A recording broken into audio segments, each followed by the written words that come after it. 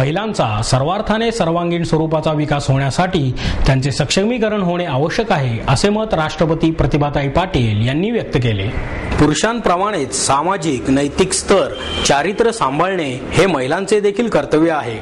महिला या असमर्थ नसून त्यांनी आत्मबल आणि आत्मशक्ती ओळखण्याची गरज आहे, अशी अपेक्षाही राष्ट्रपती प्रतिभाताई पाटील यांनी व्यक्त केली.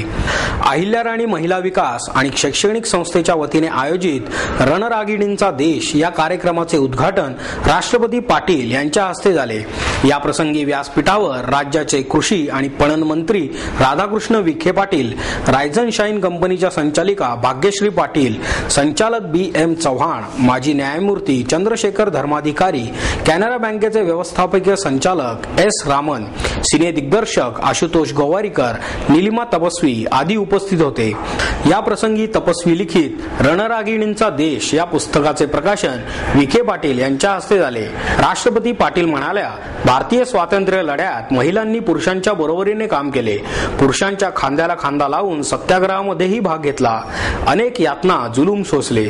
स्वातंत्र्य मिळवण्यासाठी त्यावेळी जसे वातावरण होते तसे आताच्या वातावरणात आताच्या समाजातील दोष घालवण्यासाठी महिलांनी प्रयत्न करावयाच पाहिजे.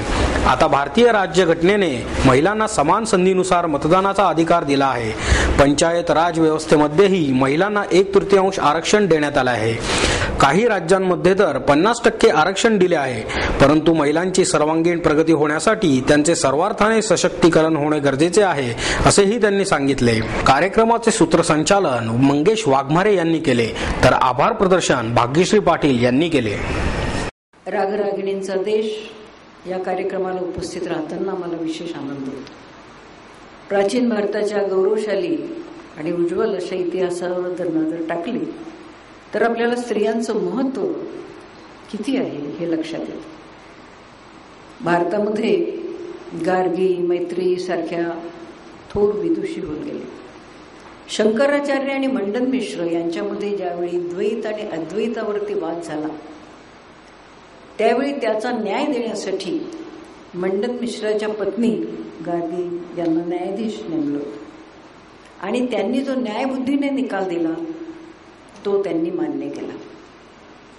स्त्रियांना त्यावेळी समाजामध्ये पुरुषांच्या बरोबरीचा सन्मान आणि मान होता आणि त्या धार्मिक विधींमध्ये सुद्धा आणि चर्चेमध्ये देखील भाग घेत असत. मध्ययुगीन काळामध्ये असामान्य व्यक्तिमत्वाच्या उत्तम प्रशासक गुण असणाऱ्या स्त्रियांनी राजनीतीमध्ये आपले कौशल्य दाखवले.